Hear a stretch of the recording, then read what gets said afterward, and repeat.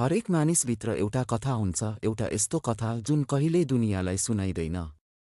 किनभने त्यो पीडामा लेखिएको हुन्छ, त्यो आँसु भएर बगेको हुन्छ, त्यो रातको एकान्तमा हुर्किएको हुन्छ, जब सबै सुतिरहेका थिए तर तिमी जागिरहेका थियौ। कहिल्यै महसुस गरेका छौ त्यो सन्नाटालाई, जसले सबै कुरा चुप गरिदिन्छ, तिम्रो हाँसो पनि, तिम्रो साहस पनि हो। त्यो सन्नाटा जहाँ पीडा आफ्नो वास्तविक रूप लिएर अगाडि आउँछ, जहाँ आशा मर्दैन तर तडपिन्छ, जहाँ तिमी सोचिरहेका हुन्छौ अझै कति सहन बाँकी छ।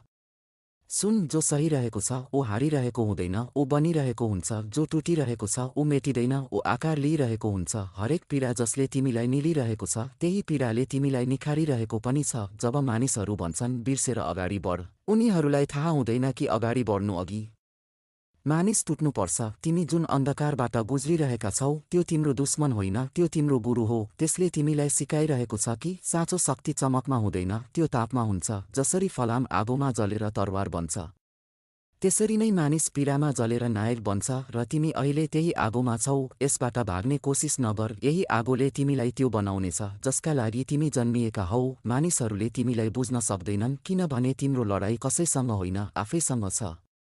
तिमी हरेक दिन आफूलाई हराएर फेरि उठ्ने लडाईँ लडिरहेका छौ।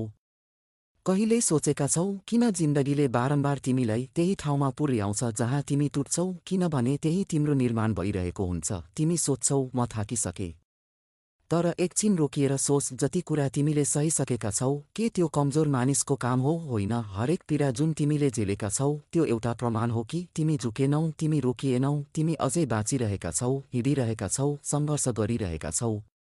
र यही नै पर्याप्त छ। हरेक पटक जब तिमी लड्यौ, तिमीले आफ्नै भित्र केही अझ बलियो बनायौ। हरेक पटक जब कसैले तिमीलाई धोका दियो, तिमीले विश्वासको नयाँ परिभाषा सिक्यौ। यी पीडाहरू, यी धुवाहरू, यी आँसुहरू सबै तिम्रै लागि लेखिएका थिए। हो, एक दिन फरक देखिनेछ।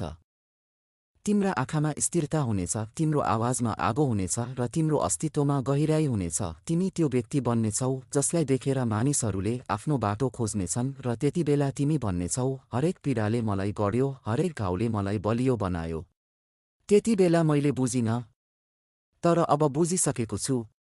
अब तिमी जागिसकेका छौ। अब पीडा तिमीभित्र बस्न आएको होइन, तिमीलाई उठाउन आएको हो। अब समय आएको छ आफैसँग एउटा वाचा गर्ने, म कहिल्यै रोकिन्न, म कहिल्यै झुक्दिनँ।